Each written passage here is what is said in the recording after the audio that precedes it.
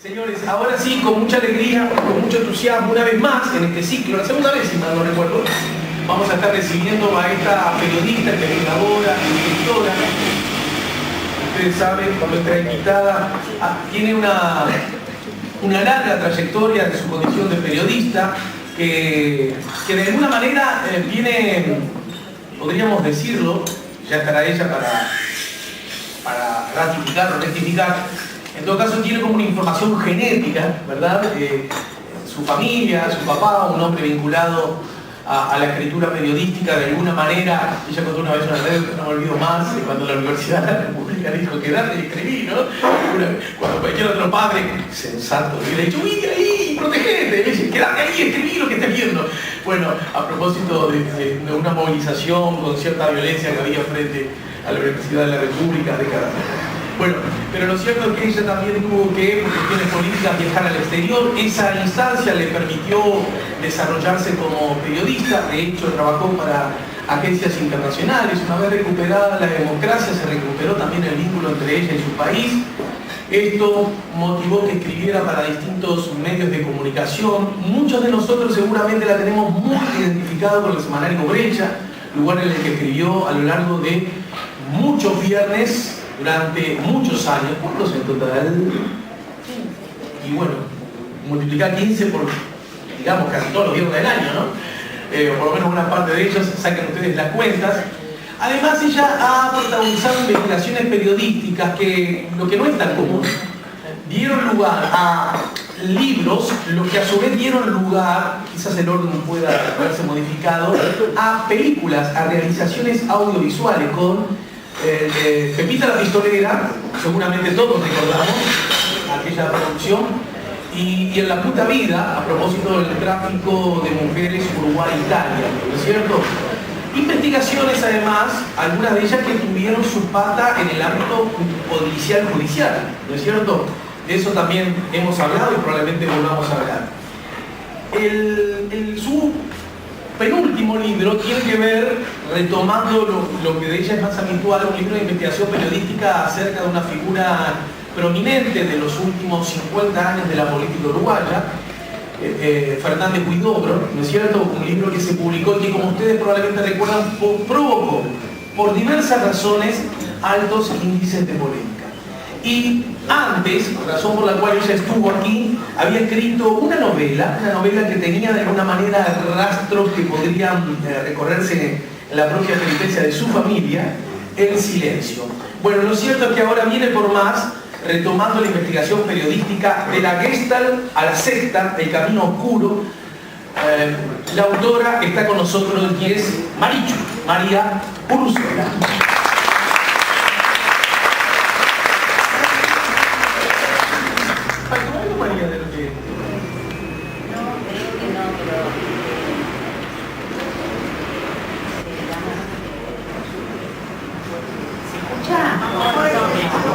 Suena un poquito más alto y vamos a subir nosotros un poquito más fuerte. No sé por qué me tienen asociada con el periodismo político, pero en realidad yo, mis inicios en Brecha durante muchos años fueron con temas sociales. Porque en realidad, como yo estuve en el exilio, 10 años, no es que me alejé del país, estuve en el exilio. Cuando volví al Uruguay me encontré con un país totalmente desconocido. O sea, me fui muy joven, uno a los 20 años no se ocupa de conocer su país, pero bueno, lo lleva el país de la infancia. Y cuando volví me encontré con un país totalmente incomprensible. Entonces, mis primeros intereses era justamente tratar de entender la sociedad. Hace unas semanas, empecé como a recolectar mi propia biografía, porque tengo que dar una especie de dossier. Y entonces me fui a una biblioteca a leer desde la primera brecha, a ver cuándo fue que salió mi primera nota, que no me acordaba mucho, pero sí me acordaba cuál era, y no me olvidaré jamás cuál era. Yo había llegado al Uruguay a fines del mes de agosto del año 2000, no, del año 85. En mi casa, mi padre era periodista, y en mi casa se compraba La Hora, que era donde él trabajaba en ese momento. Había trabajado toda su vida en en el Popular, en el diario del Partido Comunista y antes en el diario Justicia. Bueno.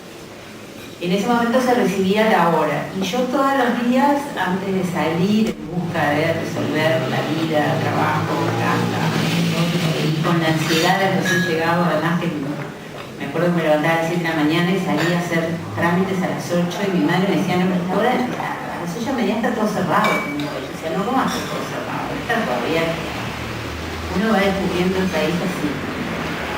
Había aparecido un sueltito que sobre una fábrica agroindustrial, Mázaro, estaba ubicada en la ruta 5, donde la gente le pagaba el dulce de membrillo porque estaban, no sé, con problemas. Y yo lo leí, lo volví a leer, era chiquitita la notita, eran 4 líneas.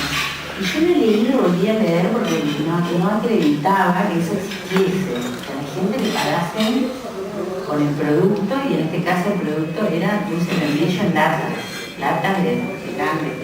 Claro, pero si trabajas en una joyería no sería tan mal, ¿no? No creo que te pagasen con joyas, pero bueno. Y entonces cuando yo me presenté en Brecha sola, subí la escalera y pedí para hablar con el director, le dije que yo venía de trabajar muchos años en periodismo afuera, me dijo que bueno, que temas internacionales ya tenían cubierto, le dije que no, que en realidad a mí no me interesaban los temas internacionales porque yo venía de trabajar en eso, y a mí me interesaban los temas sociales. Entonces, bueno, ahí nació mi carrera en Uruguay con un malentendido. Él me dijo que yo pensase un tema y yo entendí que yo hiciese un tema, que no es lo mismo.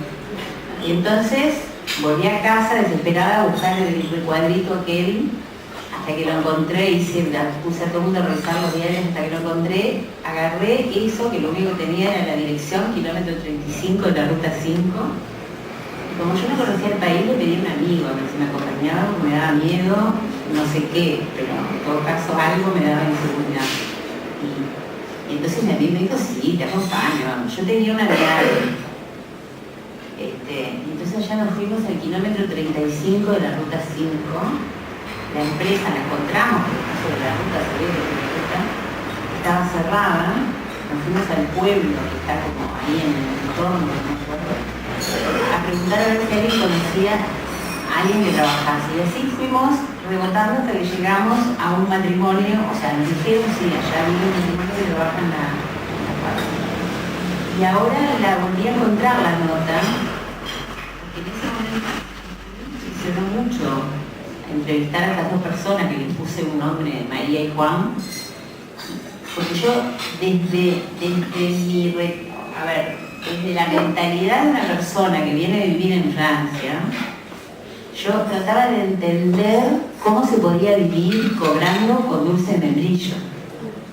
Y eso se reflejó en mi nota, porque yo les preguntaba cosas bastante obvias, de cómo hacían para pagar un luz, que no es que uno lleva el dulce de membrillo a la UTE y le dice, mire, ¿no?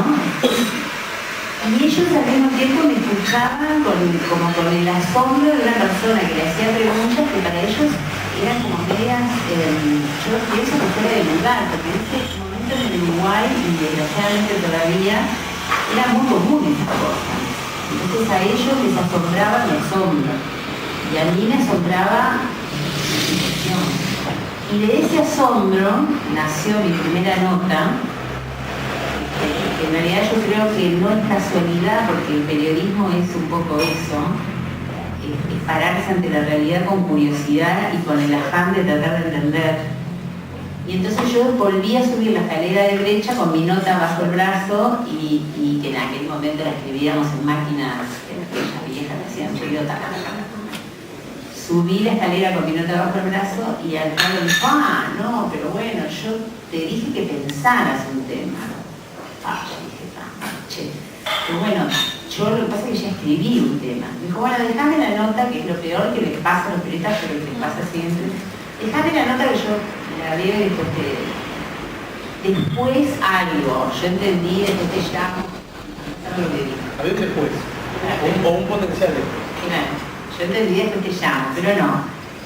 Y la nota salió publicada, además, las tapas tienen la tapa y tienen temas de tapa. Fue uno de los temas de tapa, para mi gran sorpresa, porque en realidad en ese momento había salido el ministro de Trabajo a decir que el PIT-CNT tenía un bochinchómetro con el cual armaba escándalo quejándose de eso. Y entonces en tapa le pusieron motivos del bochinchómetro. Y yo de esta nota no me olvidé nunca más. Porque ¿En qué año entonces dijimos? Noviembre del 85. El ministro Fernández Faine. Fernández Faine. Y la nota se tituló Motivos del bochinchómetro. Y yo no me olvidé nunca más de esa nota porque para mí fue un impacto.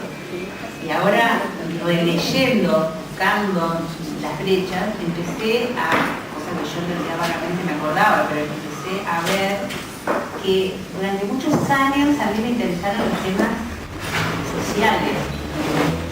Y en realidad yo llegué al periodismo político por casualidad casi, porque el redactor responsable de Brecha, que era González Bermejo, en aquellos años, decía que yo hacía notas lacrimógenas. Entonces, yo creo que en el periodismo hay un tema de género también. A medida que envejezco, cada vez me convenzo más. Que yo hacía notas lacrimógenas porque había hecho notas sobre la pésima atención del Pedro José, entonces mis notas eran casos sociales espantosas. Y entonces yo no servía para la política. Y en realidad vinieron, no sé, se juntaron un enfermo, una vacación, como pasa en todos los trabajos, y había que ir a entrevistar a Juan Pablo Terra sobre el voto verde porque era amarillo. Y ahí es donde yo creo que vamos en el año 89. Exacto. Hasta ese momento, del 85 al 89, yo hice notas sociales. Y ahí están notas sobre la prostitución, notas sobre la atención de salud, notas sobre trabajo, no sé, trabajo en negro, es decir, todas notas.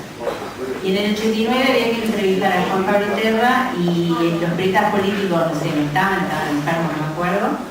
Y entonces, como era una entrevista cortita y no tenía mayor importancia, me mandaron a mí.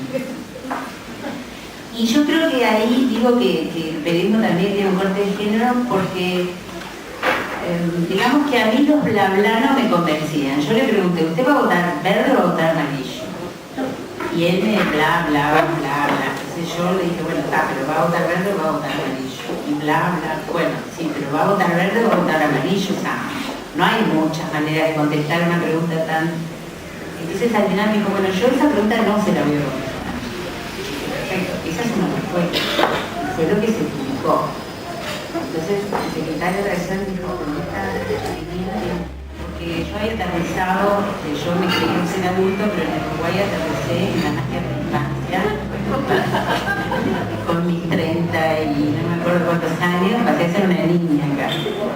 Entonces dijo, esta mujer tiene alguna potencialidad política, bueno, vamos a mandar a entrevistar a, en el mismo periodo, ¿no? No sé, me acuerdo que entrevisté al que era secretario general del Partido Socialista, Gargano. No me acuerdo el tema, sí, yo le pregunté, no me acuerdo si fue en ese mismo momento, yo le pregunté, ¿cómo le explica a usted la diferencia al lector de lo que entre un comunista y un socialista? El señor Arcano me miró con cara de asombro y me dijo, ¿pero tú sos hija de un comunista? Sí, bueno, yo tengo una idea pero ¿cómo le explica a usted al lector? Y miraba y no salía, bueno, pero o sea, no es tan difícil la pregunta, ¿no? O sea, si son dos partidos diferentes, se puede llamó al Faro a quejarse de que le habían mandado una periodista molestosa, irritante. Después me mandaron a entrevistar, después de la personalidad es asombrosa, y a partir de ahí empecé mi carrera de periodista política, que no era lo que yo quería. Pero me parece que le aplicaba, y por eso creo que hay un problema de género, me parece que yo lo aplicaba con sentido común digamos, a las entrevistas políticas, porque siempre sé que tal vez los hombres estaban como más acostumbrados a aceptar ese bla bla bla bla que no quiere decir mucho, ¿no? Me acuerdo que a la calle se indignó me dijo, no sé cuál era la calle Herrera. La calle Herrera. No, digo para ubicar. No, la calle Padre. No, voy a decir la calle. No sé, me habló de la patria, temas propios de su idiosincrasia y de su ideología. ¿No? Me habló de la patria. Yo en realidad que tenía ese choque con el Uruguay social, yo que venía de Francia, que había descubierto, ¿no?, todo eso que me impresionaba tanto, le pregunté, pero ¿y qué es la patria para un joven de 18 años? Bueno, yo sí, bueno, la patria siempre es el lugar donde uno entierra a sus muertos, el lugar de... Pero un joven sin trabajo, sin posibilidad, ¿qué es la patria? Ah, se ofendió profundamente. También llamó al Faro. Cada llamada me fue ascendiendo en la escala de periodista inquisitiva. Y como mi jefe era Guillermo Chiflé, que era un tipo encantador, que sigue siendo un tipo encantador, él estaba preocupado de que yo no pusiese cara de enojada en las entrevistas, porque los textos leídos eran tan cortantes, ¿no? Yo le decía, pero respóndame. O sea, cuando uno lo leía era como, pero en vivo y en directo no, o sea, yo no le pregunté, pero uno en las entrevistas trataba de decir, tenés que ser amable. No me has entrevistado nunca. Bueno, así empezó, ahora que estoy releyendo mi propia historia, entonces no es excepcional que yo tome temas sociales, como fue en su momento el tráfico de mujeres, y como es esto de la secta en relación al periodismo político. Lo que sí puedo decir de Marichu, por Marichu tengo una mezcla bastante pareja de admiración y cariño. Pero quiero decirles que también admiro y quiero a Más. No significa que no observe cosas que no me gusten tanto, ¿no? O sea, no. Fíjense. Yo no dije que era excepcional que me dedicaras al periodismo social. Lo que dije es que no es común que una investigación de carácter periodístico desemboque en una película. Y eso fue lo que... Bueno, porque no tenemos cine. Bueno, sí, pero no fragiliza el enunciado. No, es verdad, y sigue siendo la película más vista de la historia del cine uruguayo hasta el día de hoy. La puta vida. Cuando apareció todo este tema del tráfico de mujeres, también fue un shock. Brecha era un semanario político, institucional, por así decir, donde los temas sociales en ese momento eran más bien temas sindicales, laborales, temas vinculados a la atención de la salud, o sea, más superestructurales. Este tema no era para nada tráfico de brecha. Si bien Alfaro era un hombre que había hecho reportajes a la realidad y él mismo había entrevistado prostitutas en los años 50 y no le era ajeno a Alfaro esta temática, pero sí era ajeno al perfil que en ese momento tenía Brecha. Entonces también para Brecha fue yo diría de buena parte del periodismo, incluso de ese periodismo más asociado a lo que podríamos llamar de izquierda, ¿no? También es lucía como una novedad, ¿no? Esa mirada que yo coincido viéndolo también en una especie de línea histórica que pudo haberse enriquecido por una mirada de género. No obstante, me siento la obligación de hacer dos comentarios para que tampoco el público se quede con una idea que quizás luca como no tan vigente, y es verdad, coincido contigo y yo he tenido experiencias, a pesar de ser varón, de personas que he entrevistado, y a que otro día podemos hacer una instancia de recuerdos de esos enojos, con entrevistados que ante preguntas o comentarios se han enojado. Del mismo modo que digo lo que acabo de decir, quiero decir también, por lealtad a los hechos, que cada vez es menos frecuente. Que me parece que en el sistema político en general se ha aprendido, en particular los actores políticos han aprendido que, primero por una cuestión estratégica que yo creo que a eso apuntaba el maestro Chiflé, siempre el que se pierde tiene más chance, el que se enoja tiene más chance de perder.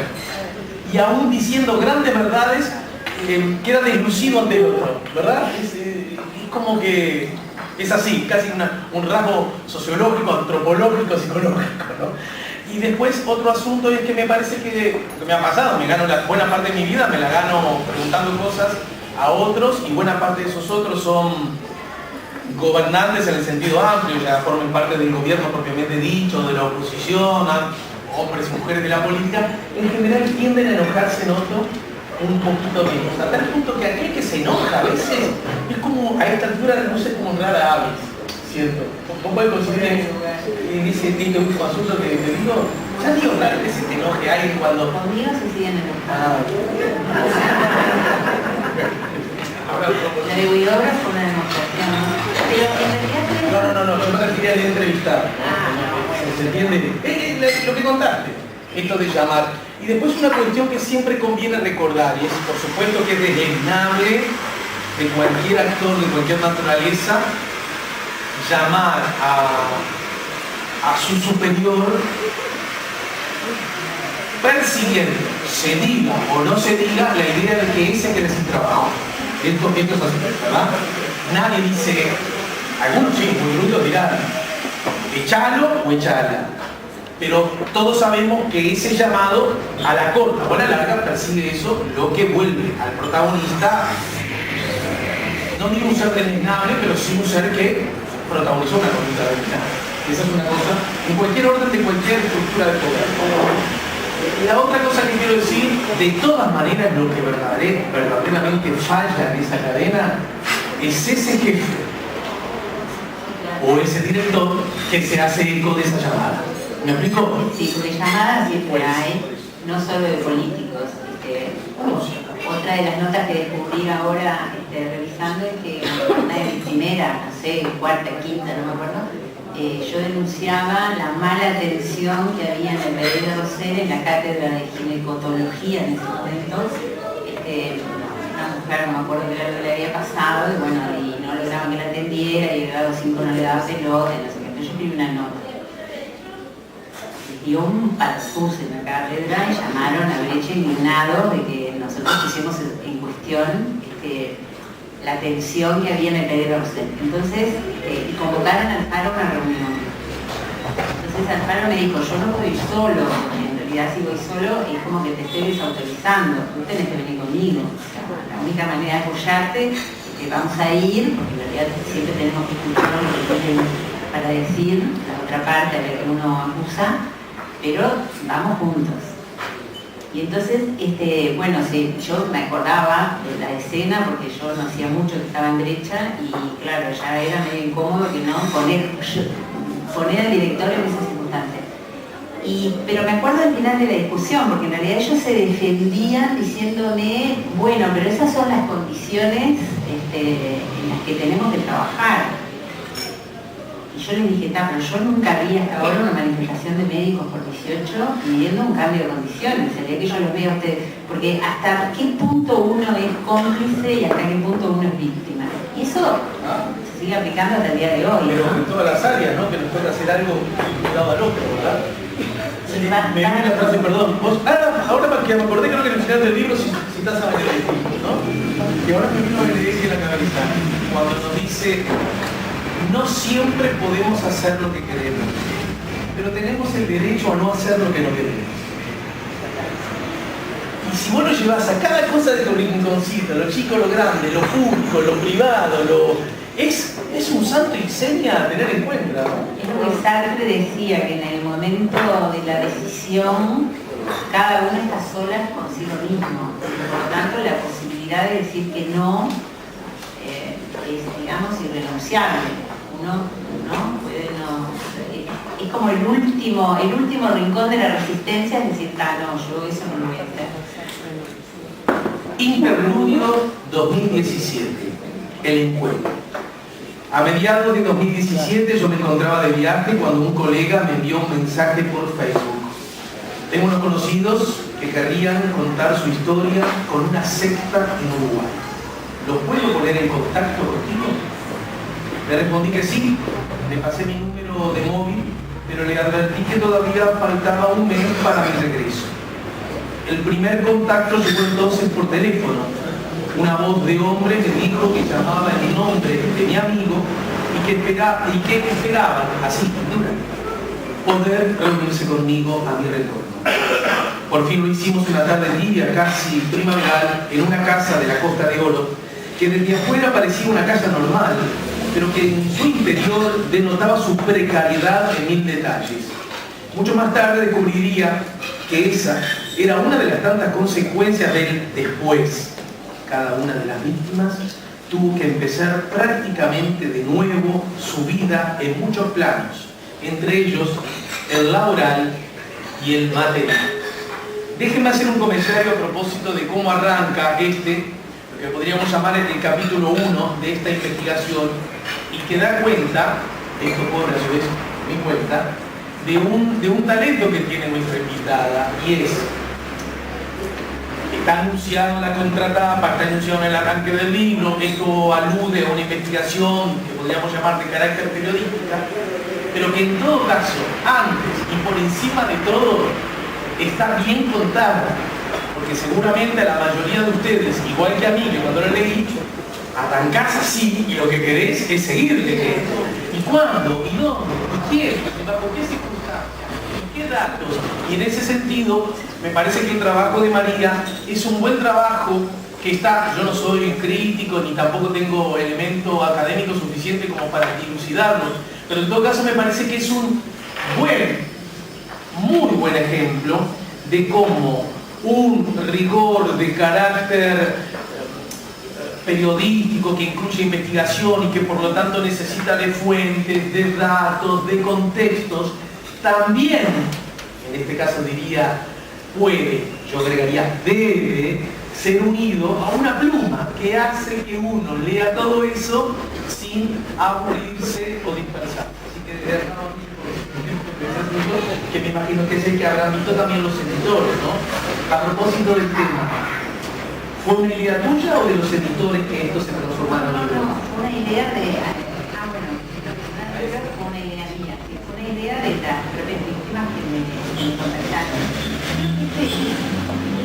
Este caso se cruza con esto que yo conté de cómo empecé, porque lo que a mí me pasó cuando yo me reuní con este grupo de víctimas, en realidad fue un impacto de asombro. O sea, yo no... la primera reacción que uno tiene cuando le cuentan todo lo que vivieron es pensar, pero estos son medios bobos, ¿no? Se dejaron engañar por cosas, o sea, imposibles de creer. Lo que pasa es que en realidad la mayoría de ellos eran jóvenes, cuarentones más o menos, por ahí, de nivel universitario, y todo su discurso tenía como una lógica interna que demostraba que en realidad no era bobo. O sea, es lo más fácil de decirse uno a uno mismo, a mascarilla, se engaña, ¿no? Y para mí fue la parte más difícil, porque yo no paraba a medida que ellos me iban contando una cosa muy difícil de creer o de entender, donde además usaban todo un léxico de Shifu, Budai, Dojo, completamente intraducible, porque en realidad son palabras sacadas de algunas de las artes marciales, otras japonesas, yo qué sé, para tratar de traducir una realidad de sometimiento que nos habían vivido. Ya las palabras eran difíciles, los cuentos eran muy enrolados. Entonces, yo me empecé a preguntar, porque claro, lo principal es tratar de entender qué es lo que me están contando. Si yo lo logro entender, no lo puedes contar después. Más lo puedo contar.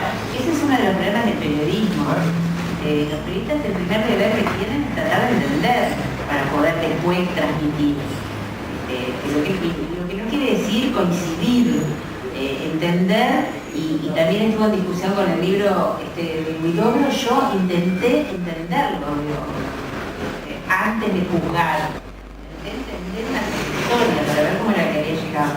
Eso me parece que es uno de los deberes. En este caso me costaba mucho, porque los cuentos son muy terribles.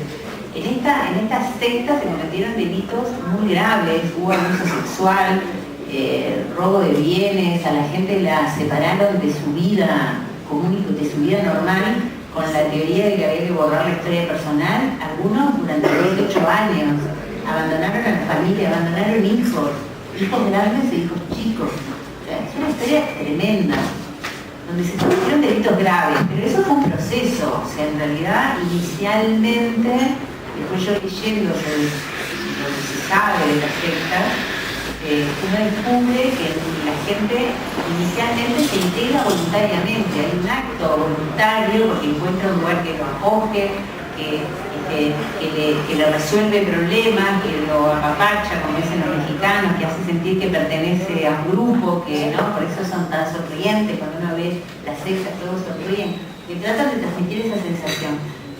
Ese sentimiento de haber ingresado voluntariamente después se vuelve un peso muy grande en la conciencia de la gente, porque la gente se siente doblemente culpable. O sea, no solamente se siente culpable de haberse equivocado tanto, se siente culpable de haber abandonado a la familia, y sobre todo se siente culpable de haberlo hecho voluntariamente. Es como, Y también, de acuerdo a lo que saco de conclusión de tu libro, ya vamos a dar algunos detalles de este caso, también se vuelve contraproducente a los efectos de generar prueba ante un posible delito, ¿no es cierto?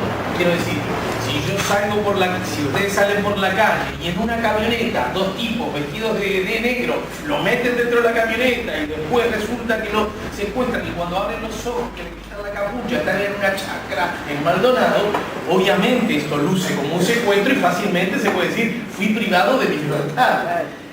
¿Cómo demostrás eso después de un proceso al que vos fuiste al lugar y inicialmente te sentiste bien? Y andás a ver si no contribuiste a que otros se sumaran. ¿Verdad? Eso juega como en contra hasta de la reivindicación después del ansia de justicia cuando se hace el clic. A mí me gustaría, para que nadie quede afuera, leer exactamente lo que en contratapa se dice. También en el arranque también hay un contexto que es útil, pero pienso que con esto también. La investigación de Mario Urruzola desnuda las raíces de una secta cuyos integrantes se autodenominaban los guerreros de Jolitao. Fueron liderados por un psicólogo estáltico que decía ser un nahual, o nahual también puede ser, ¿verdad? Y tener, entre otros poderes, o sea, ese psicólogo sostenía que tenía, entre otros poderes, el doble de energía que un ser común y la capacidad de guiar a las personas hacia la perfección por su contacto directo con el espíritu, así, mayor. El maestro era secundado por dos psicólogas y decían que enseñaban los atributos imprescindibles para partir a la libertad, trascendiendo la muerte. Pero la verdad resultó ser otra. El testimonio de las víctimas para este libro es apenas una parte de lo que vivieron. Tras una creencia promesa de la que esperaban ser dignos a una costa de sacrificios que parecen absurdos en el Uruguay del siglo XXI, sufrieron abusos sexuales, aislamiento del entorno social y familiar, anulación de la historia personal, consumo de drogas, sacrificios físicos, psicológicos y renuncia a sus bienes materiales en beneficio del grupo, en nombre del esfuerzo necesario para partir a la libertad. El 30 de junio de 2012, la justicia decretó el procesamiento como prisión de los 3 psicólogos por un delito continuado de violencia privada, pero estuvieron en la cárcel apenas 6 meses. Escarcelados y mantenidos durante otros 90 días en prisión domiciliaria, los 3 profesionales que lideraban la secta siguen normalmente su vida y ejercen la profesión. Esto es lo que en contratapa los editores han decidido, ¿verdad? Y yo siento que se ha transformado, está muy bien, bien, está muy bien, otra vez la periodista. No, porque, ¿qué hace la doña que sabe de esto? Es un perfecto ejercicio de una madeja que tiene muchas puntas. Muchos de nosotros podemos tener ganas de leer esto por diversos asuntos. Bueno, el ideal es que todo te interese. Pero los temas vinculados a la psicología y el mal uso el tema de la secta. Pero ¿cómo Uruguay, país laico, puede caer en eso? Y el otro tema, el funcionamiento de la justicia, ¿verdad? Que ahora en debate cotidiano está. Así que me parece... A propósito de cómo está narrado esto, sin que nos quiten ganas de leer el libro, más bien todo lo contrario. Esto podemos decir que también tiene otro puntapié inicial en un programa de televisión, ¿verdad? Claro, digamos, esta secta nació en el año 93 desde un ámbito de terapia gestáltica. El título ha sido uno de los motivos de debate. Las víctimas de la secta no estuvieron de acuerdo con el título, porque varios de ellos son psicólogos gestálticos. Entonces me dijeron, tuvimos varias discusiones, me dijeron que en realidad yo ponía en cuestión a la gesta como una teoría. ¿Saben qué? Por eso se es columnista de mi programa, va todos los martes. Y es justo que tú sepas que el martes le dije, va a estar Marco Ruzola el jueves. Me dijo, buenísimo, me encanta, porque lo que han hecho estos tipos, aludiendo, ha sido un gran desprestigio con esta herramienta. Y me parece muy bien que se explique esto, que se lea el libro y que se divulgue. Y con mucha paz y mucha serenidad, quiero decirte que no es lo que abunda. Me dijo, no obstante ello, no siento que el título sea justo del todo. Pero me lo dijo con mucho respeto, con mucha lectura. El día de la presentación del libro, yo, digamos, el acuerdo que hicimos con quienes están en su testimonio para el libro, con las víctimas, yo les dije, bueno, yo no voy a cambiar el título, porque en realidad para mí es un título descriptivo. Ustedes fueron a un ambiente gestáltico en busca de terapia, o curso de formación, incluso, peor, y terminaron en una secta. Para mí es un título descriptivo. Yo no enjuicio a la gestal, sino que en realidad evidencio un camino. Y me parece que los gestálticos que hacen su oficio correctamente sabrán defenderse de esta amalgama, porque en realidad lo que estos psicólogos hicieron es una gravedad inaudita en el Uruguay, ¿no? Aún así, el título estuvo en discusión. Marcelo Viñal, que es un psicoanalista, no necesito presentarlo, muy prestigioso, que estuvo en la presentación del libro, también dijo que él no estaba de acuerdo con el título, porque en realidad es, de todas maneras, una pregunta constante, ¿no? Es decir, ¿el problema son las teorías o el problema son las personas que aplican a las teorías? Él en la presentación decía, uno se puede preguntar si el problema fue el marxismo o el problema fue Stalin. Y es una pregunta igualmente válida a esto de la gesta, ¿no? Yo creo que son preguntas válidas y creo que en realidad no hay que tenerle miedo al debate, que fue finalmente la manera en que yo convencía a que habían prestado su testimonio de que aceptaran mi título. Yo dije, bueno, no rehuyamos el debate, está bien que se debata. Es necesario que la movida gestáltica, que no sé cuánto abarca, se haga cargo de que hubo gente que en nombre de esa teoría hizo estas cosas, actuó de esta manera, porque acá hay responsabilidades individuales, hay responsabilidades profesionales. Un egresado universitario que ejerce con un título otorgado por universidades y que es autorizado al ejercicio de su profesión por salud pública, tienen responsabilidades deontológicas mayores a las que cualquier otro ciudadano. Y eso dice la propia jueza en la sentencia que salió ahora en febrero de este año, dice que se comunique al Ministerio de Salud Pública, entonces la condena, porque finalmente fueron condenados, para que les inhabilite el título, porque en realidad un profesional universitario tiene una serie de responsabilidades. Entonces, esa fue, yo lo quiero dejar claro porque yo me comprometí con ellos a que en realidad iba a dejar claro que ellos no habían estado de acuerdo conmigo.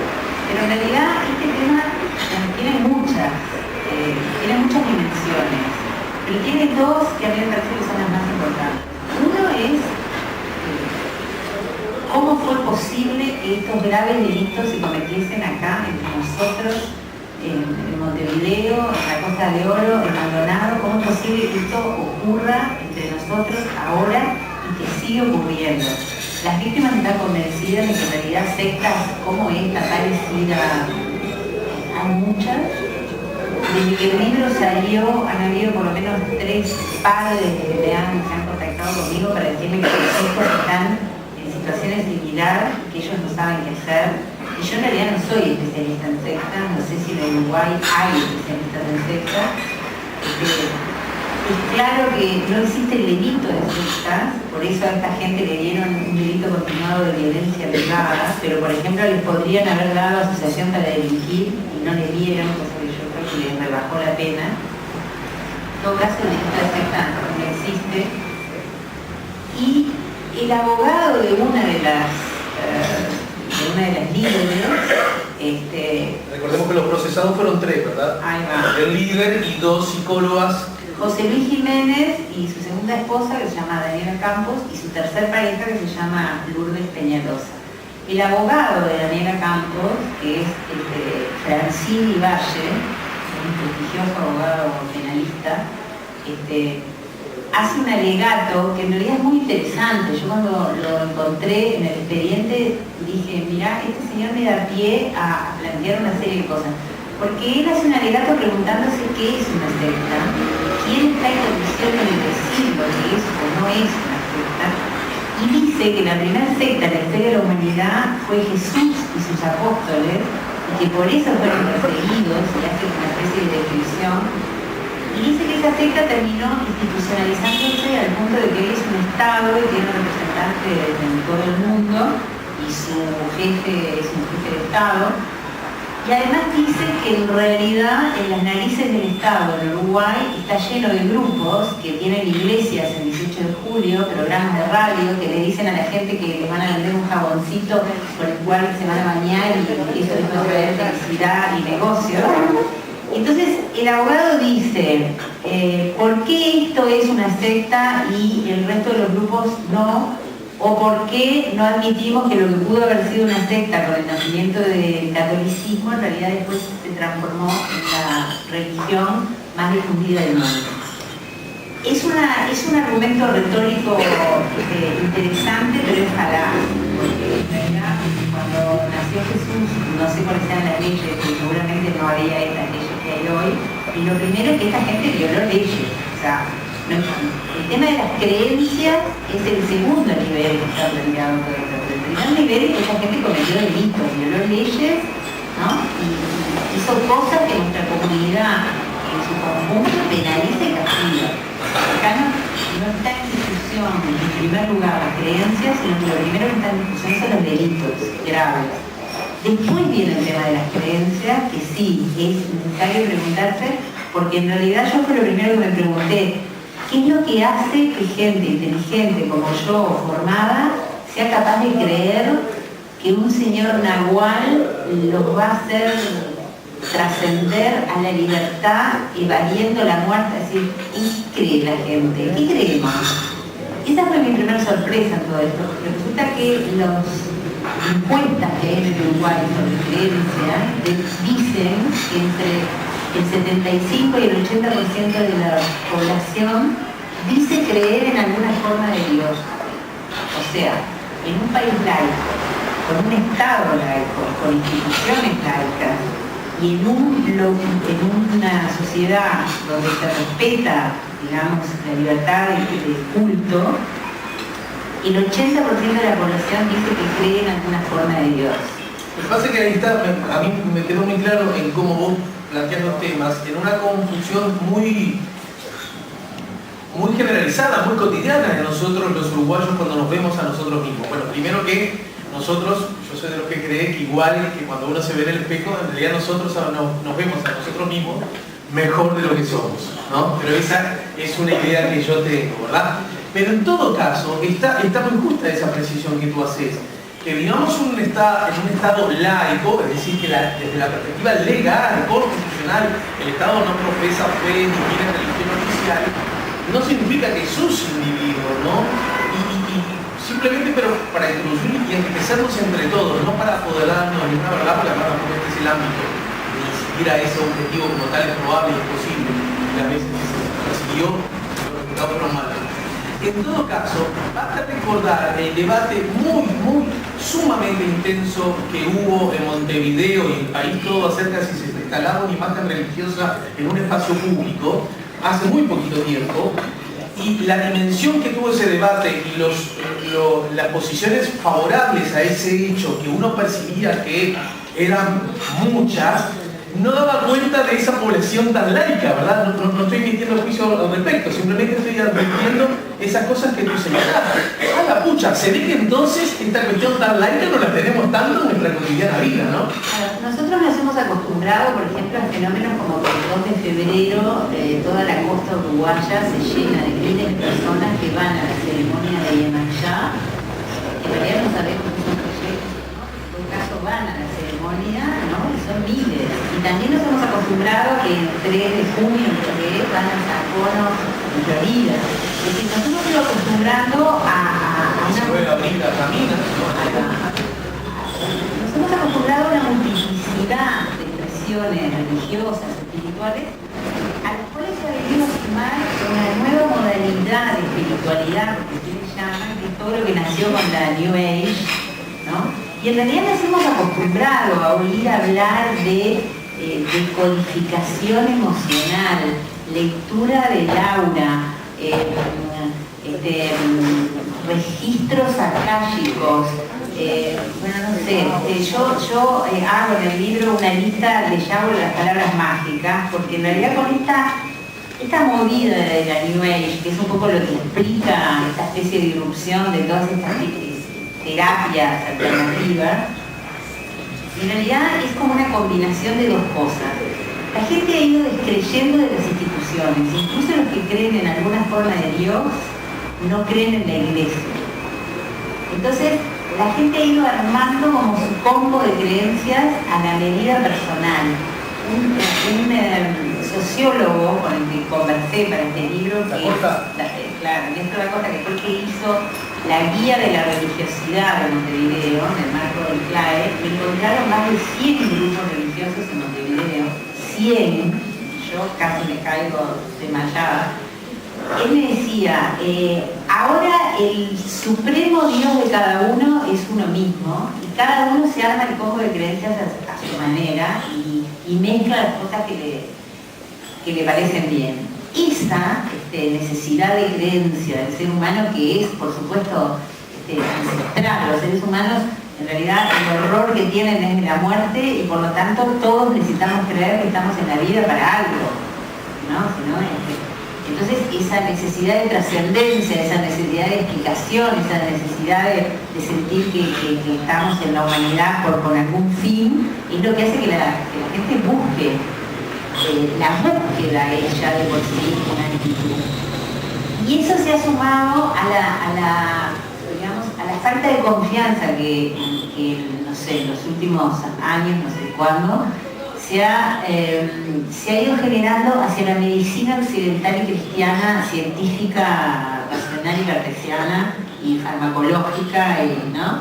Es decir, la gente cada vez más adopta una postura crítica con la medicina, no solo porque la medicina no da cuenta de una cantidad de problemas, sino porque además la medicina se ha comercializado, las grandes farmacéuticas son un negocio, experimentan por nuestra salud, ¿no? Yo que experimento conmigo misma, el médico me dice, pero no hay evidencia científica de eso que vas a tomar. Y bueno, pero tampoco ustedes tienen evidencia científica, y sin embargo, por nosotros experimentaron con las pastillas anticonceptivas, después experimentaron con el Viagra, ¿no? Ellos experimentan.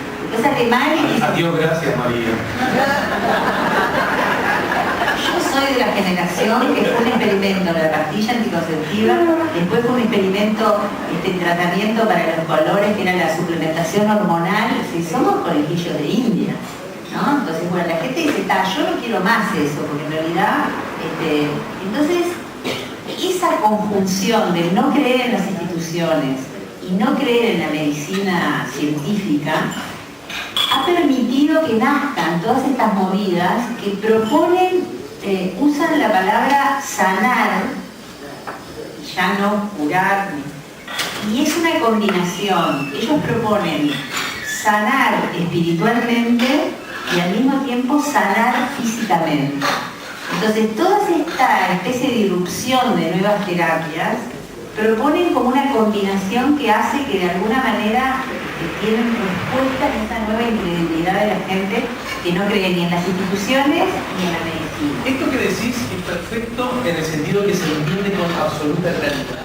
Ahora, ¿cuál es el escaloncito que falta para lograr entender que hasta ahí todo bien? Repito, todo bien en entenderlo. Incluso de avisorar, como sugerís, posibles causas por las cuales estas búsquedas o quienes prometen estos puertos puedan tener resultado.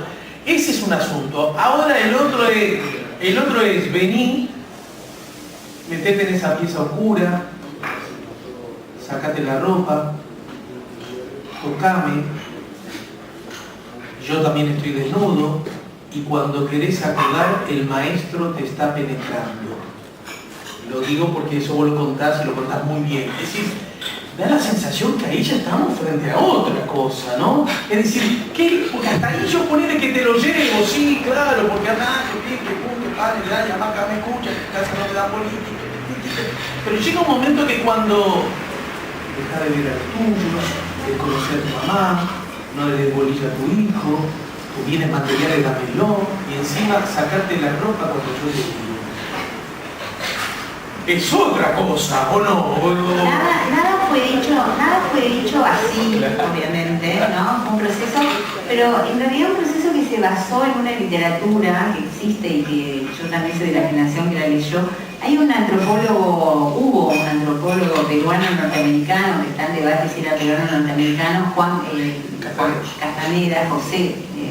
Carlos Castaneda, que en los años 70 escribió un libro que se llamó Las enseñanzas de Don Juan, que en teoría era el encuentro que él había tenido con un chamán, un indio brujo mexicano, y él transmitía en ese libro, Las enseñanzas de Don Juan, supuestos saberes ancestrales de los chamanes de Centroamérica, o sea, de Mesoamérica, como le llaman, que es un poco Perú, México y el sur de Estados Unidos, y que estos chamanes tendrían un saber ancestral, quiere decir que viene de no se sabe dónde, generaciones anteriores, y que ese saber que este hombre escribió en varios libros, permitiría encontrar un estado de paz espiritual y de libertad que haría que el ser humano como guerrero en la vida, porque ninguna de las palabras es inocente. Todas las palabras que se usan en estos grupos tienen una connotación positiva. Si a vos te dicen, vos querés ser una víctima o un guerrero, vos querés tener luz o oscuridad, vos querés ser fuerte o débil, vos querés ser iluminado o ¿no? Si, yo hago una lista de palabras. En realidad la lista de palabras mágicas se me fue ocurriendo a medida que yo iba leyendo, ¿no? Yo decía, pero es bastante obvio, si me iban a elegir entre la luz y la oscuridad, yo voy a elegir la luz, no sé, ¿no? Pero con toda esa terminología van llevando a la gente que está en una situación de desamparo, y yo creo que esa es la palabra.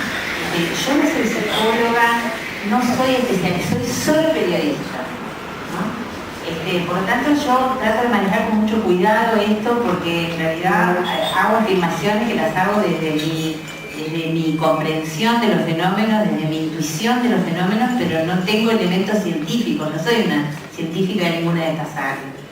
Pero lo que es evidente es que hay una gran sensación de desamparo en la gente. Por casualidad me crucé, porque esas son como las búsquedas que yo hago cuando me enfrento a un tema que no entiendo, me pongo a buscar cosas que me permitan entenderlo.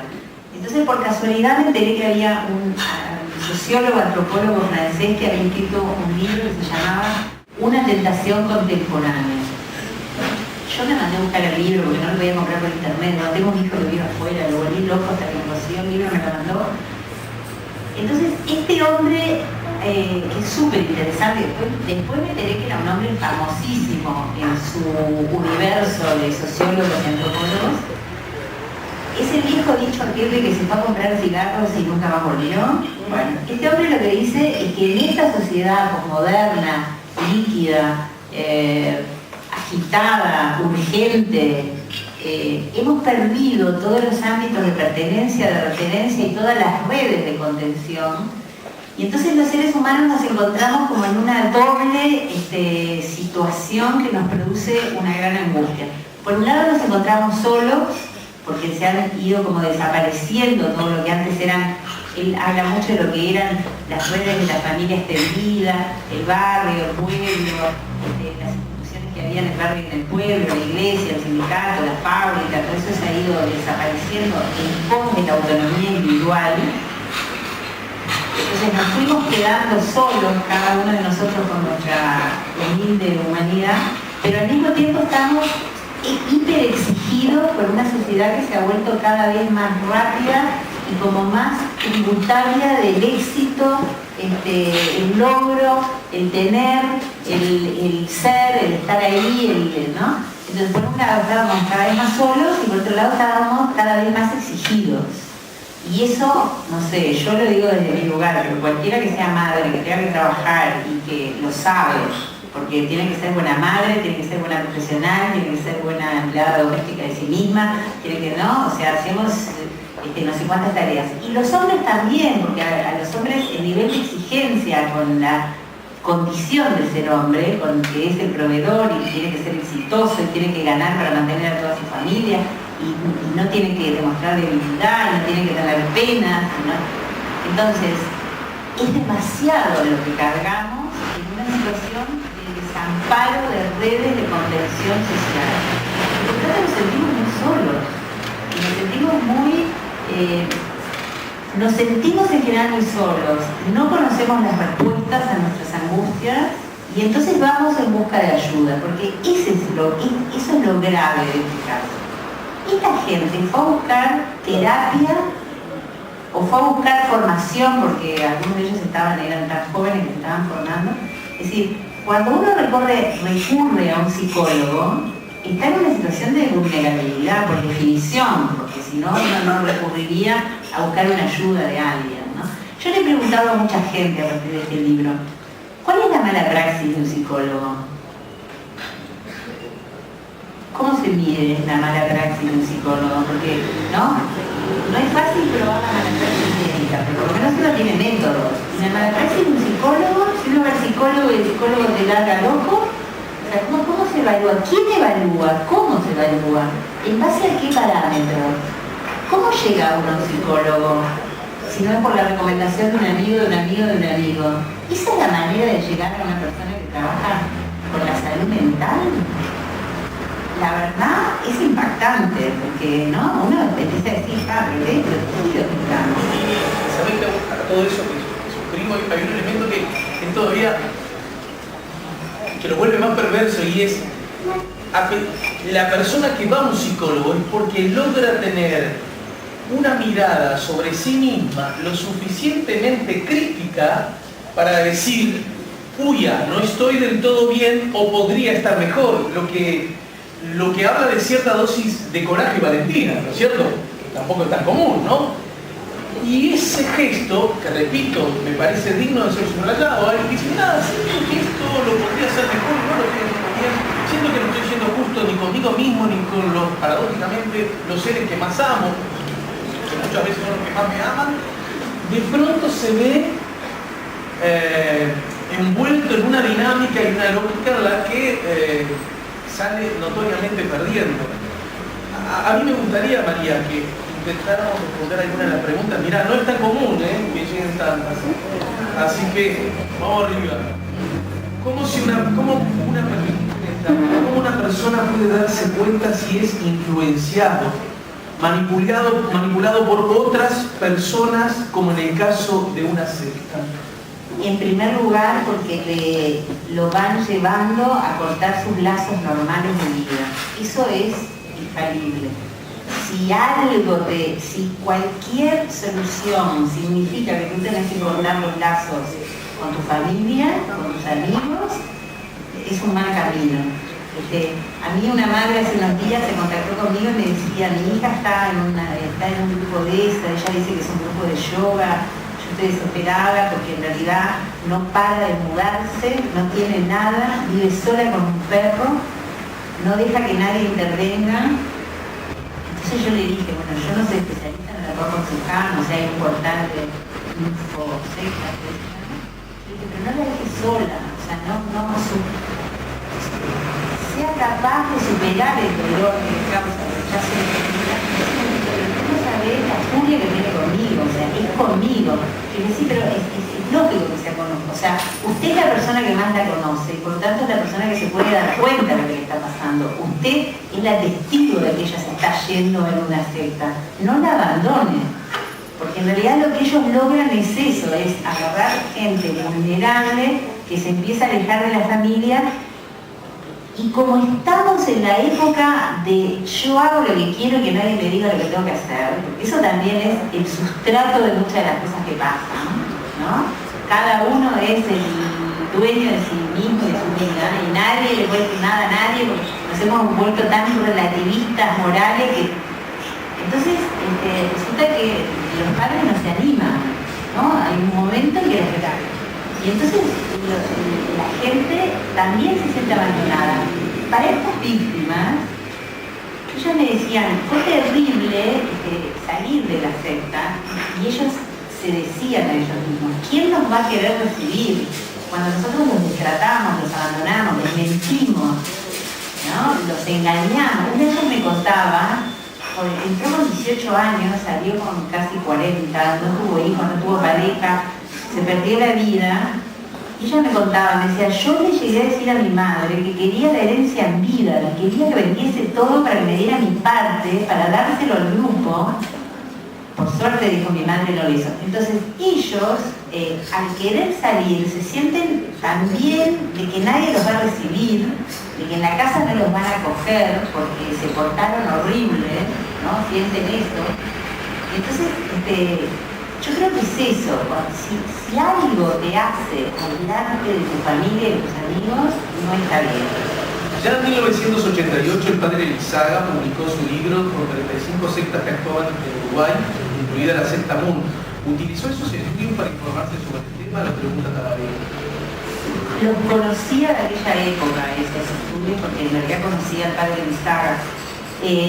Pero lo que pasa es que ha evolucionado mucho.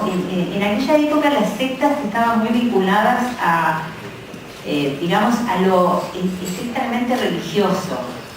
Ahora esta nueva movida, que en realidad no es nueva, lleva varios años, ¿no? Desde los años 70, 80, de New Age, se presenta de una manera mucho más tramposa, porque en realidad uno va a hacerse un masaje, o uno va a, no sé, bueno, esta chica que la madre me decía va a clase de yoga, otro va a hacer, no sé, decodificación genealógica, no sé, no me acuerdo los nombres ahora de todas las terapias que hay, que son infinitas.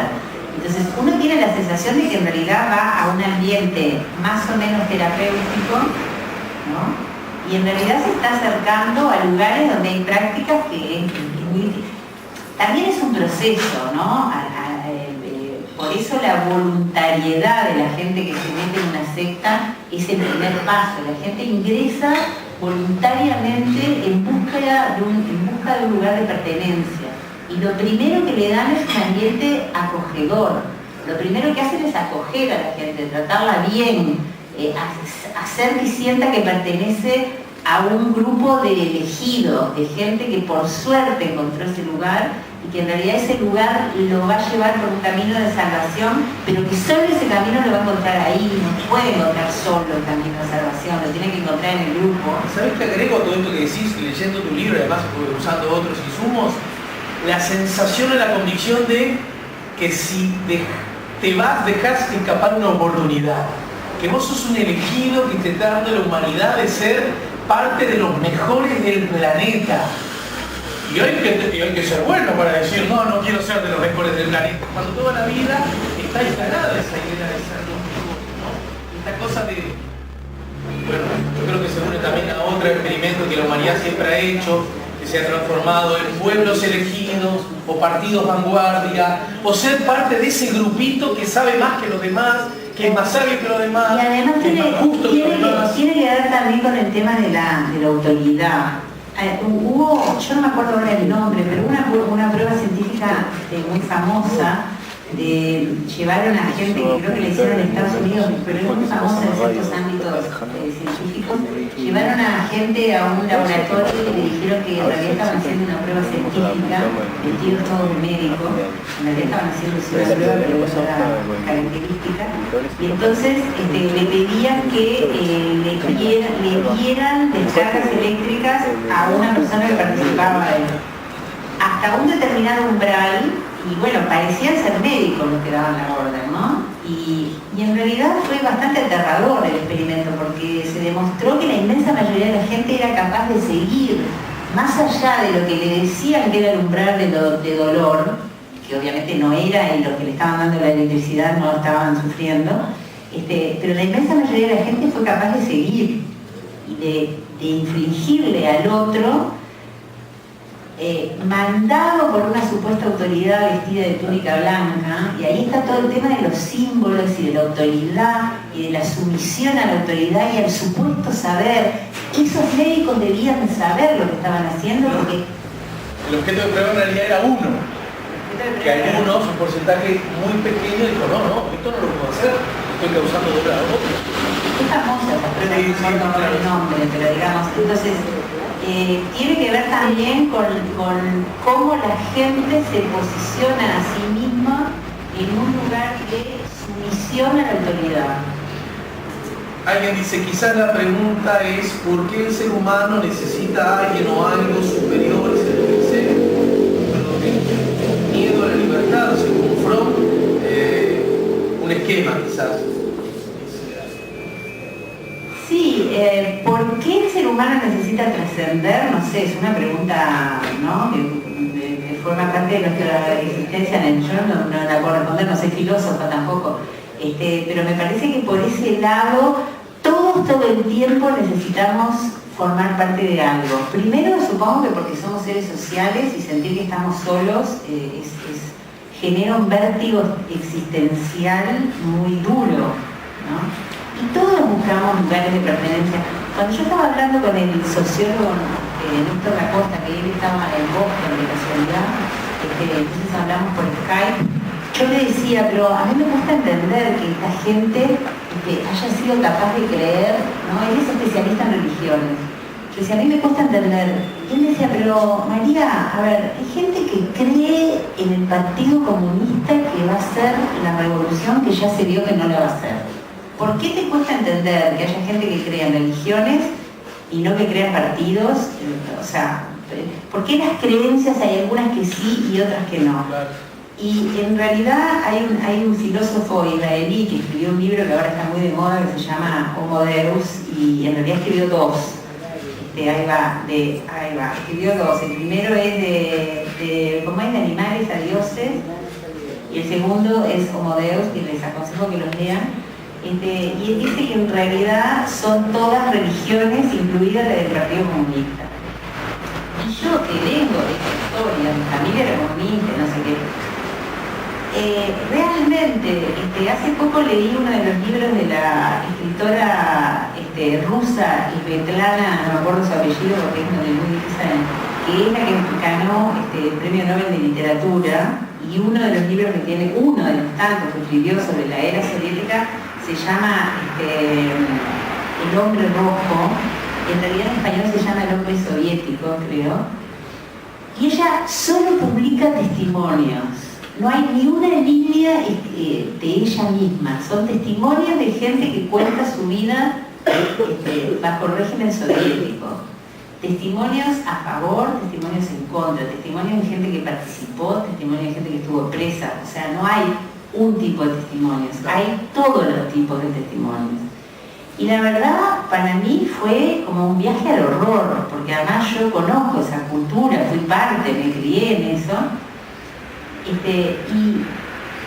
ahí además uno descubre que en realidad tiene tanta razón en que dice, este capitalismo que tenemos ahora no es vida, porque cuando nosotros estábamos en el régimen soviético, lo más importante era la cultura, la música, poemas, esos eran los temas que nos importaban, hasta que dice cuando estábamos, hasta el otro testimonio que dice cuando estábamos en la época soviética, en realidad venían se encontraban a la gente y nadie decía nada, y en el único lugar en el que en la Unión Soviética se hablaba de verdad era en las cocinas, porque en el resto nadie podía hablar de nada, y ambas realidades son verdad. Y claro, no estoy yo para juzgar, ¿no? Pero hubo una época de la humanidad que fue atrás de esas creencias, eran políticas. Vos en el libro lo recordás también citando, sin mal no recuerdo, de la película Belleza Americana, el poder de la negación, ¿verdad? La capacidad que tenemos de no ver lo que es muy obvio, no lo ves en distintas circunstancias, repito, lo grande, lo chico, lo ideológico, en la cotidiana. Estamos ya sobre las 6 y todavía tengo algunas preguntas más. Harari, que es el ayahuasca está nombrado en el Camino Rojo, ¿es considerado droga? Yo supongo que está en formulación pregunta, pero en todo caso yo me atrevo a ponerle signo de interrogación. Bueno, hay países donde la ayahuasca está prohibida, como Francia está prohibida, en Estados Unidos está prohibida, y es una ayahuasca. Y es una planta que es una planta de la selva amazónica básicamente, por lo tanto se consume en México una variante que se llama peyote. Son diferentes plantas que se usan con fines medicinales espirituales. La ayahuasca hay países donde está prohibido y tiene efectos sobre la psiquis y sobre el cuerpo bastante poco estudiados, ¿no?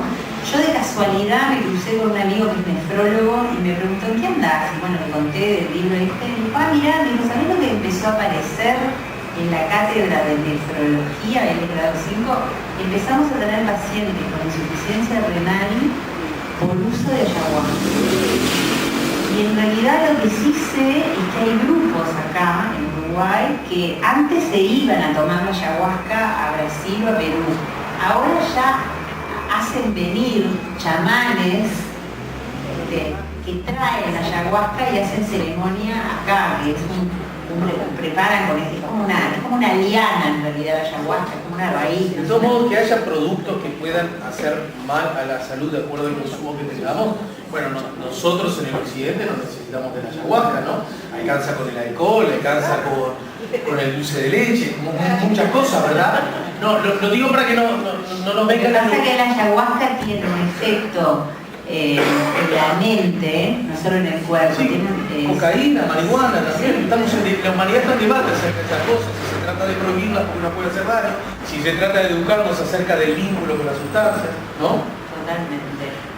¿Por qué las personas que fueron culpables? Bueno, esta es la pregunta del millón. ¿Por qué las personas, una de las preguntas del millón, ¿por qué las personas que fueron culpables de los delitos anotados en el libro ahora están libres?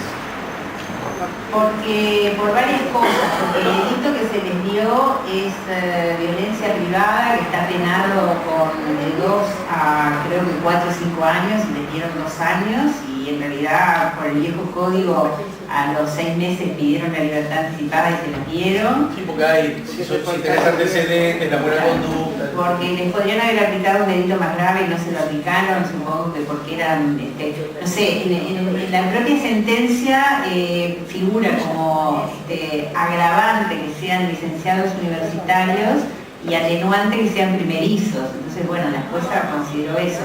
A mí me resulta aberrante, pero también es cierto que Uruguay es un país donde nosotros no condenamos a la gente en cadena perpetua ni estoy a favor de eso. No creo que el camino punitivo...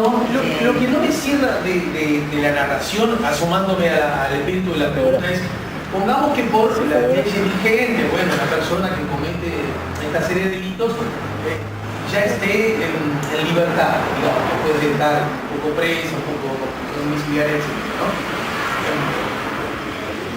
Lo que a mí no termina de cerrar, digamos, como ciudadano común y corriente, además yo tampoco creo que la educación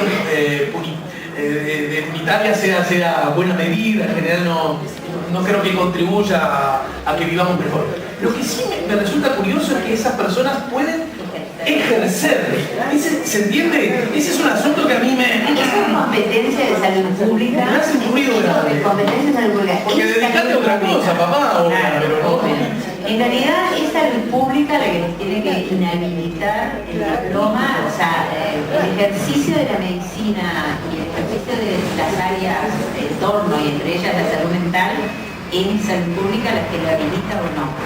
Acá tenemos uno de los casos que en realidad se parecen, ahora descubrimos con el procesamiento de Lula, creo, un debate jurídico que en realidad mucha gente no sabía que existía, pero que existe en la jurisprudencia en todos lados, que es si la sentencia en primera instancia se puede tomar como una sentencia definitiva que implica determinadas medidas, como por ejemplo sacarle los títulos, o si la sentencia es después de la apelación, cuando sea ratificada y entonces corresponde en ese momento. Si la lógica de salud pública, que es la que está usando salud pública considera que la sentencia es definitiva cuando ya llegó a segunda instancia. Porque, digamos que el proceso continúa, ¿no? Que claro, hay apelación y va a segunda instancia. Eso lleva 10 años en este país, o yo qué sé, no sé. Llegó 6 la condena, o sea que no estaría lejos si digo 10 años. Llegó 6 la condena, ellos fueron procesados en el 2012 y la condena salió en el 2018. Apelan y eso va al tribunal. Y puede llevar 3 años en el tribunal. Es decir, puede llevar 9 años que salud pública diga, bueno, ahora están las condiciones legales para que yo les retire el título. A mí me parece disparatado. Yo creo que debería existir una política preventiva. Pero también ustedes pónganse a pensar que una política preventiva, porque en realidad cuando hay un procesamiento se supone que hay semiplena prueba, pero no hay prueba todavía. Si salud pública les retira los títulos y después se demostrase que eran inocentes, no, digamos, no se demostrase que fueran culpables. No se demostrase que fueran culpables, porque la justicia no demuestra que uno es inocente exactamente. No se encontraron suficientes pruebas para demostrar que eran culpables, eso es un daño a la persona. Entonces, en esos agujeros legales es que todas estas cosas existen. De este caso y de muchos otros, ¿no? Me quedó sonando, yo no sé si dije la palabra correcta, pero yo lo que quise hacer es inflación punitiva. No sé si dije esa palabra o dije otra. Claro, pero a lo mejor cometí un error y a veces digo cosas que no pienso. Hoy hay un artículo de la BBC de hoy de actualidad sobre 3 obispos chilenos con nombres que cometieron las aberraciones más importantes con los seminaristas de 14 años, el tema de la... convencidos de que Dios les mandaba hacer lo que los nada menos que obispos decían que tenían que hacer. Bien, sí, claro, eso tiene que ver con... Sí, que son distintas formas a la corta o la larga, distintas formas de abuso de poder, ¿verdad? Cualquier persona con poder sobre otra que se aprovecha de ese poder con un fin supuestamente superior. Y a su vez, como tiene poder y legitimidad, está bravo cuestionarlo, porque si me lo está haciendo el maestro, debe ser algo bueno, y yo paso a ser un elegido, que me toca, que me acaricia, que me bla bla bla bla. ¿Se entiende? Es brutal. Ya estamos en las 2 finales y tenemos que hacer el sorteo así. ¿Saben cómo vamos a hacer el sorteo? Así. El enojo y además Marichu se va a llevar la canasta. Bueno, que para eso vino. ¿El enojo de los entrevistados pasa por el género o por su impronta periodística? De los anteriores también. ¿Es porque son mujeres o porque son... No, pero lo del periodismo y el género no está vinculado a los entrevistados. Está vinculado cuando el libro de Huidobro, uno de los comentarios que se hicieron fue que en realidad, hubo muchos, pero digamos, los que tienen que ver con el trabajo periodístico, fue que en realidad mucha gente ya lo sabía y que en determinados ámbitos periodísticos no era una novedad. Cosa que es verdad, hay muchos colegas periodistas, hombres, que en realidad sabían que habían habido bandas, propagandas, por así decir, que habían operado. A mí me lo habían comentado, o sea, a mí no me interesaba porque no era un tema que a mí me interesara en el momento que me lo comentaron, pero es decir, había periodistas que lo sabían. Y en realidad cuando esos periodistas medio que se ofendieron y dijeron, pero Ursola no dijo nada nuevo, yo dije, bueno, pero es raro, ¿no? Porque si ellos, o sea, si a mí me dicen, como me dijeron, hay propaganda, yo las voy a buscar, voy a tratar de encontrar una persona que me diga yo estuve ahí. Ellos no lo hicieron. Eso yo creo que es una cuestión de género. Como el señor, no sé si está de acuerdo, como una cuestión de sentido común. Si a mí me dicen que hubo tupabandas, en algún lado tienen que estar esas personas. No pueden haber desaparecido. O están presas, o yo tengo que llegar. Alguien tiene que haber estado ahí. La peripecia humana siempre deja huella. Está bien, María, ¿sabés por qué me gusta charlar contigo? Porque es una de las pocas chances, no es de las pocas, pero es una linda chance para que un peticio como yo pueda crecer. Entonces, quiero decir, está bien lo que decís, pero le está faltando otro ingrediente que yo te quiero hacer, creo que vamos a coincidir. No solo esa perspectiva es a tener en cuenta, yo creo que sí, es una perspectiva, pero tiene que ver, hay otro eje que realiza las cosas, que tiene que ver con los anacronismos. Quiero decir, cosas que en un momento, de pronto, insólitamente, pasaron desapercibidas, no fueron vistas por el lente de la ciudadanía, de los periodistas. De pronto, 5 años después, 10 años después, 15 años después, nos preguntamos, pero ¿cómo fue que esto lo vimos y todos lo sabían y nada lo dijimos? Me parece que ese es también un asunto, no hablo de caso. Más o menos. No hablo de caso. Sí, pero más o menos, porque en el Uruguay, la profesión de periodista, esta es una visión mía, la profesión de periodista, como muchas otras, fue originalmente compuesta por hombres, las mujeres eran excepcionales. Entonces, es una profesión que tiene códigos de hombres. A los periodistas hombres, los periodistas políticos, hombres, les parecía natural en el Uruguay, donde yo nací, ir al boliche a tomar whisky con los políticos sobre los que, o sea, los ámbitos donde los hombres se juntan a tomar whisky, yo les llamo los clubes de Toby, ¿no? ¿Se acuerdan de Toby, la pequeña de Perú? Bueno, el Uruguay está lleno de clubes de Toby. Eso forma parte de la idiosincrasia uruguaya. Los hombres se juntan en los clubes de pesca a jugar a las cartas, a tomar whisky, y ahí van abogados, jueces, delincuentes, no, bueno, no sé qué. Hay club de Toby, la masonería es un club de Toby, ¿no? Está lleno de club de Toby. Entonces, tiene como una cierta lógica. Mis compañeros periodistas consideran que es normal ir a tomar whisky de noche con sus fuentes a un boliche. A lo mejor lo es, pero yo que soy mujer, soy madre, tengo hijos, no puedo ir de noche a un boliche a tomar whisky, no tengo tiempo. O sea, uno de mis hijos me decía... Pero lo que estás diciendo no se pisa con lo que yo dije. No, pero también tiene que ver con una cultura. Uno de mis hijos, cuando yo hacía esas notas de investigación en derecho, que todo el mundo pensaba que yo era una detective que andaba por las noches de Montevideo, mi hijo me decía, pero vos le tenés que decir era chiquito, vos le tenés que decir la verdad, mamá. Yo decía, pero ¿cuál es la verdad? Que te pasás en casa estudiando expedientes. Yo decía, no te van a creer. Porque en realidad en el imaginario uno investiga. No, yo creo que en el Uruguay muchas cosas suceden porque los que deberían leer los expedientes a fondo no los leen. Y el Uruguay está lleno de clubes de Toys. Y todavía siguen reinando esos clubes de Toys. Porque si no, no se explica que haya cosas que han demorado tanto. Y eso que vos decís de anacronismos, en realidad tiene que ver con eso. Era normal en el periodismo político de cierta época ir al boliche de la esquina a tomar whisky con tu fuente. Sobre eso no dije nada. Por eso. Nosotros las mujeres no lo hacíamos. Bien. Por razones de género. Los enojos de... ya estamos al final. ¿Se dieron cuenta la hora que es? Sí. Ay, Marichu, junto a vos el tiempo pasa volado. Los enojos de Tavares frente a la mala fe de las preguntas de periodistas,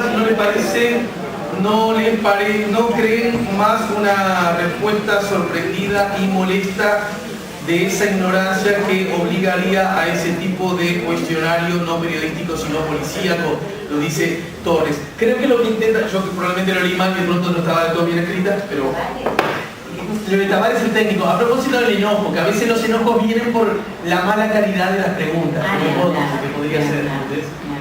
Cuando uno ve que le preguntan a las víctimas, yo creo que estamos asistiendo, ¿no? En este momento estamos asistiendo en Uruguay a una cosa que para mí es pornográfica, que es que se acercan a las víctimas de cualquier cosa que le haya pasado. Porque ¿qué va a decir una víctima? A ver, ¿qué va a decir una víctima?